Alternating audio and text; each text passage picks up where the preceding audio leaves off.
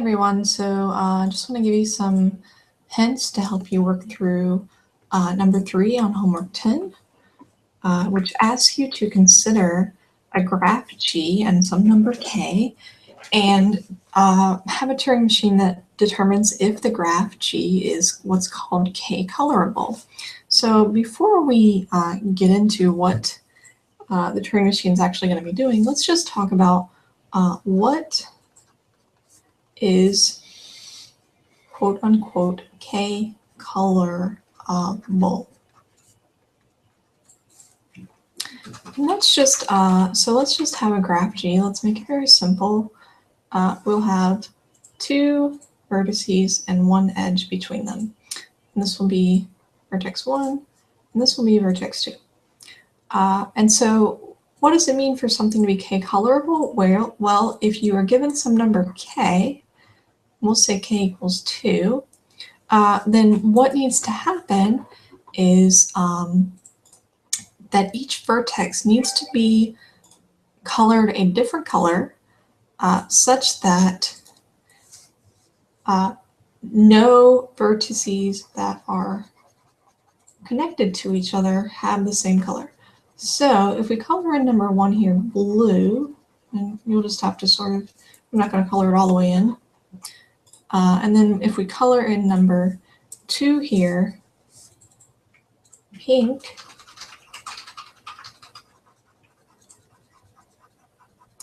then we can see that this is what's called k-colorable or 2 colorable, because we have colored in the vertices in this graph in such a way that for every vertex that we have, the edges between them, basically any vertex that is connected to another one is not colored the same color as the one it's connected to. So let's say we put on a 3rd vertex here and we have it connected like that. Now this is still k-colorable because we can color in this one pink as well. So this is still 2 colorable because we can color that one in pink. And this blue vertex here, number 1, is not connected to any other blue vertexes, so we're still okay. We'll call this one number 3. However, if we run into a graph where, for example, there was this edge right here, this edge makes us sad because now this is no longer 2 colorable. This pink vertex here and this pink vertex here are connected, and that's not good. And there's no way to use 2 colors with all 3 of these vertices being connected such that no colored vertex is connected to a vertex of the same color. So this is no longer 2 colorable. We can't make like this one blue because then these 2 would be connected and they would be the same color, or this one blue or this one pink. There's nothing we can do to make this 2 colorable anymore. And so what we would have to do is this graph would be, if k equals 3, it would be k-colorable. That's a 3. It would be 3 colorable. And what does that mean? That just means that, so here's the same graph, 1, 2, 3, right here. If we were given 3 colors that we could use, so let's say we had a green and a blue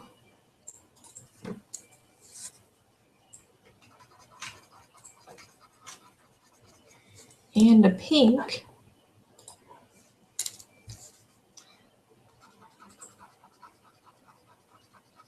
then in this graph, no 2 vertices no 2 vertices that were connected would have the same color. So this is 3 colorable. I hope you can see how it's not 2 colorable, but it is 3 colorable. And so in general, for each graph, you want to consider, so let's say we have this graph. We have 4 vertices, and each vertex is connected to all the other 3. So, in this case, how many colors would you need? Well, if you mark this one blue and this one green, for example, let me do that for you real quick to make sure that we do not get confused. So if you mark this one blue and we mark this one green, then obviously we see that this vertex right here cannot be blue or green because these 2 are connected and these 2 are connected. So we'd have to pick a 3rd color for the 3rd vertex. Let's make it purple.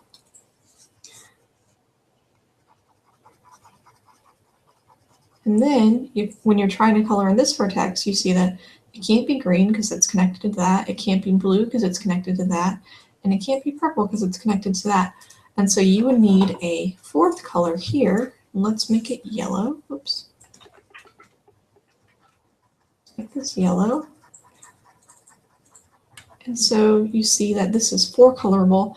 And in general, your graphs are going to, the number of that k needs to be in order to make them colorable is going to be somewhat related to the number of vertices that you have. Now, if we didn't have quite so many vertices here, if, for example, we took away those vertices, then we could actually have, so we would only need maybe 2 colors here. So if we did that, then we could color this one blue. Oops, let me get my pencil back. We color this one blue instead of yellow.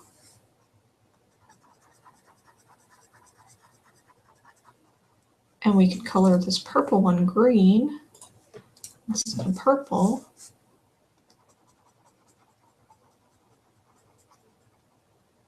And this would be 2-colorable again.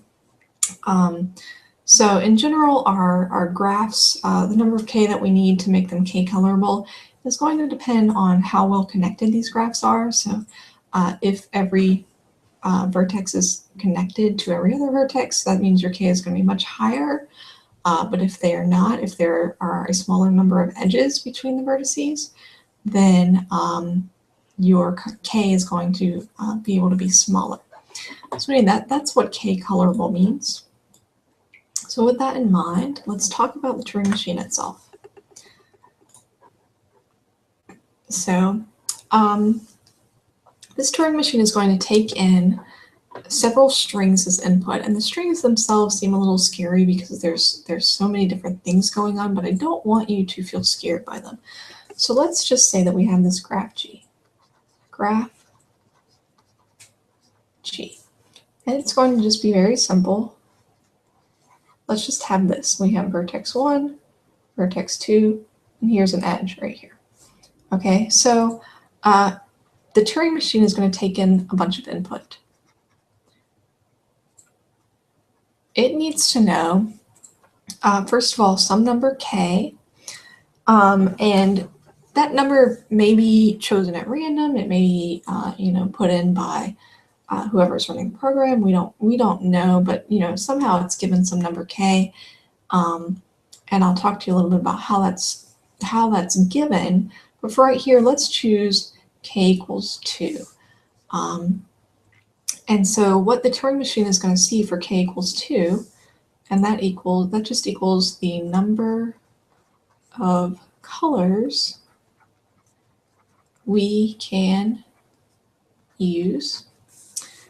So what it's going to read in is this string that looks kind of scary, b sub k, 0 to the k, e sub k. And oops,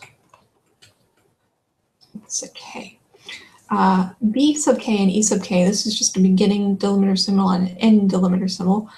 And so if your delimiter symbols are just like the pound sign, for example, then your string would just be pound, 0 to the k, k equals 2 we decided, so we're going to have 0, 0, pound. Okay, so it's just going to read in something like that, and that's just going to tell the machine we can have up to 2 colors that we can use. Then the machine is going to need a number n, and the number n represents the number of vertices in the graph, and we have 2 vertices here. So again, that's just the number of vertices in G. And so it's going to be sort of the same thing. So we're going to have b sub b, 0 to the n, e sub b, and if our beginning and delimiting, if our beginning and ending delimiter symbols here are just the $sign, it can be really anything you want, but let's say it's this. We have 2 vertices, so the Turing machine will read in this and say, okay, I know I have 2 vertices. And then finally, it's going to read in a set of edges. And the set of edges is going to be represented by this string, b sub e, x sub e, e sub e, where x is just a concatenation of other strings. So x is going to equal b sub little e, 0 to the I, m sub little e, 0 to the j, and then e little e. And again, this b and m and e are all delimiters, so let's say they're asterisks. And this 0 to the I is the first vertex that where there's an edge. So I and j represent 2 vertices where there are edges there's an edge between the vertices. So if this was I and this was j, we would have an asterisk and then 1 0, an asterisk, and then 2 zeros, and then another asterisk. And that would just say to the Turing machine, there is an edge between vertex 1 and vertex 2. And all of these would be concatenated. So if we had more vertices here, we could add more edges down here, and that would all be concatenated and put into this. I hope these strings here that the Turing machine takes as input do not scare you anyway. They're not very scary. It's just the Turing machine reading in the number of colors it can use, the number of vertices, and we have this number of edges. Oops. Edges where the Turing machine knows information about which edge goes where, which 2 vertices it's going to connect. So with that being said, what the machine needs to do is use this information to determine if this graph is k-colorable. So we're given k equals 2. We need to know if this graph is k-colorable. Okay, so your first question in number 3 is describing how does this graph determine, or how does this Turing machine determine if this graph is k-colorable? So the first thing that it needs to do is it needs to, and I'm going to sort of give you some very high-level description of it, and your job is going to be to take that high-level description and make it into a lower-level description. So the first thing it needs to do is it needs to determine what the colors for these things might be. So let's say that it says, okay, we have k equals 2. Let's make that look better here. K equals 2. So I'm just going to choose, let's just say the Turing machine chooses the colors red and blue. Okay? And then it needs to assign a color to each of these, to all of the vertices in the graph. And it can assign it randomly and sort of work through things from there. So let's just say that we assign this one red and the other one blue. Okay, so that's first, is that it needs to assign colors to each edge. Then after it assigns colors to each edge, it needs to check all of the edges, colors to each vertex. It needs to check all of the edges and make sure that the 2 vertices that the edge is connecting are not colored the same thing. So in this very, very simple graph that we have here, you cannot see very clearly that the two vertices that this edge is connecting are not colored the same thing. But if, for example, your Turing machine didn't color this one blue, it colored it red instead,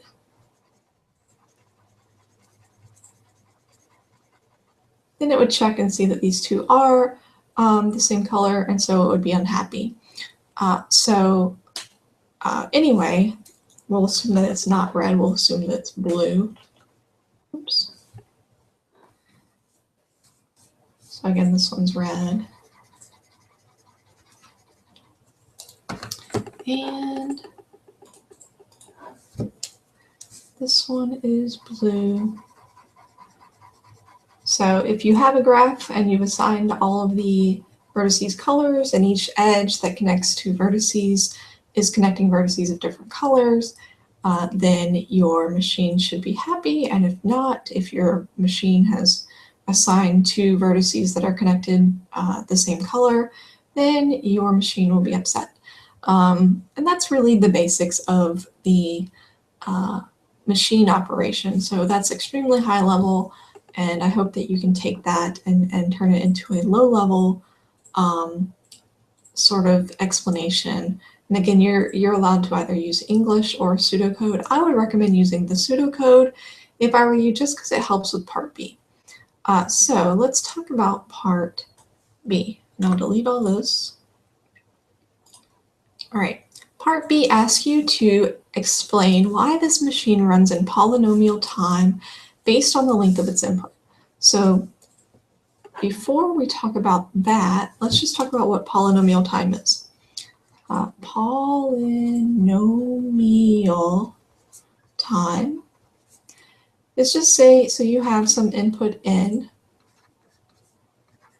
and n is some number, so your input is, for example, 4 edges or 4 vertices with 3 edges, or who knows, but it's got some number here, and you want to know, is it polynomial time of n? Polynomial time of n would be something like O of n squared, O of n cubed, O of n to the 4th, so on and so forth. So if you're getting a big O of something like this, n to some power, then it's running in polynomial time of n. So you want to prove for part B that your machine is going to run in polynomial time of your input. And this is why I recommend that you use the pseudocode for part A, because it's much easier to do a time analysis of pseudocode than it is to just do an analysis of regular English. So anyway, with that being said, let's talk about what we need to decide in order to answer part B. So the first thing you need to decide is you need to give your input some number. So we'll say you need to determine the length of your input.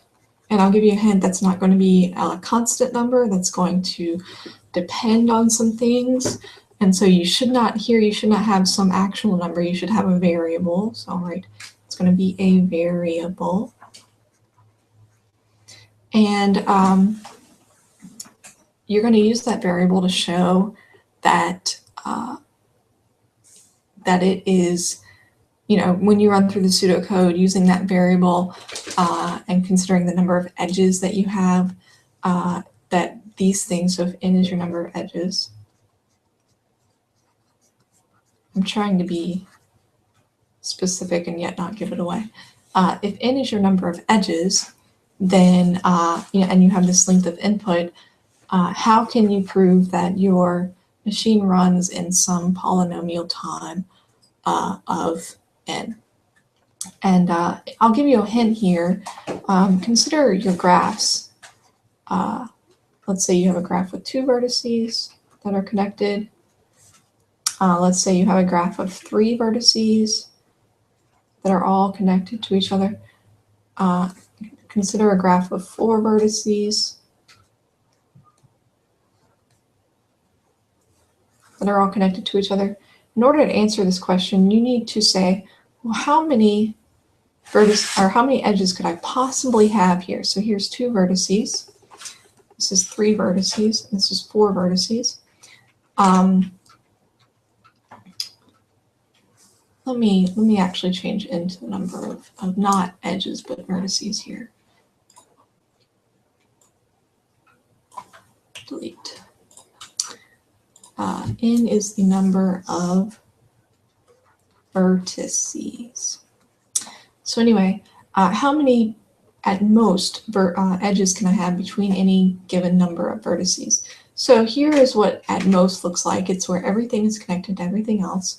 So for 2, you can have at most 1 edge. For 3, you can have at most 3. For 4, you can have at most 6 edges, and so on and so forth.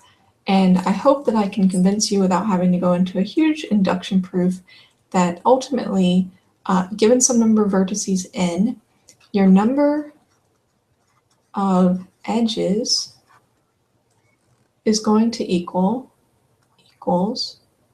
and this is at most, by the way. Your number of edges is going to equal n times n minus 1 divided by 2. So we can look at this and say, okay, 2 times 1 divided by 2 equals 1 edge. 3 times 2 divided by 2 equals 3 edges. 4 times 3 divided by 2 equals 6 edges, and so on and so forth. So here's your hint, your big hint for number 3 part B that you can use to help you determine how this machine works in polynomial time of n. So anyway, you need to determine the length of your input, and it's going to be, you're going to have to also consider the number of vertices that your graph has, which we'll call n. Let me delete all this here. Okay. After that, you need to basically go through your pseudocode. So go through your pseudocode and determine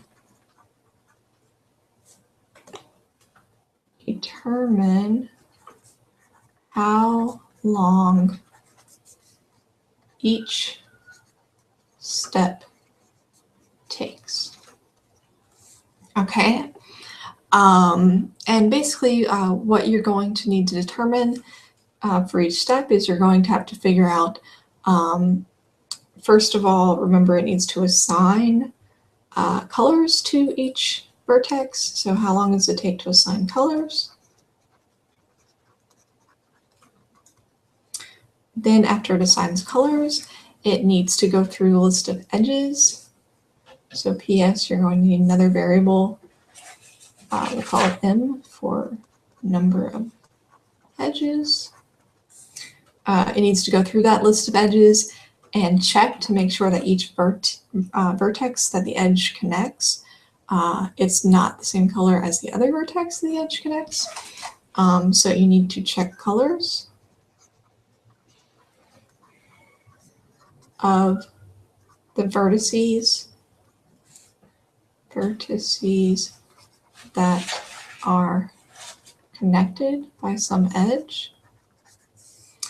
And so think about when you're checking your colors, you need to compare the colors of one vertex to the other vertex and make sure that no 2 vertices have the same color if they're connected. So how long is it going to take to compare each color to all connected vertices colors?